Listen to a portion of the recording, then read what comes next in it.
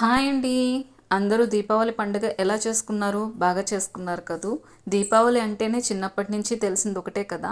కొత్త బట్టలు వేసుకోవడం, క్రాకర్స్ కాల్చడం. ఈవినింగ్ అయితే ఫుల్ ఎంజాయ్ అనమాట.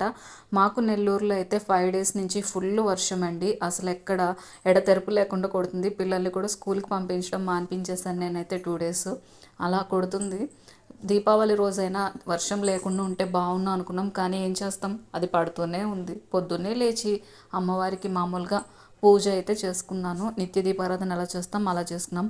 మాకు నెల్లూరులో విఆర్సి సెంటర్ అంటే తెలియని వాళ్ళు ఎవ్వరు ఉండరు. ఆ సెంటర్లో ఇక్కడ షాప్స్ అయితే పెడతారండి, చాలా బాగుంటాయి అక్కడన్నీ కూడా. చూశారు కదా, వర్షం వల్ల మొత్తం కింద అంతా బురద బురద అయింది.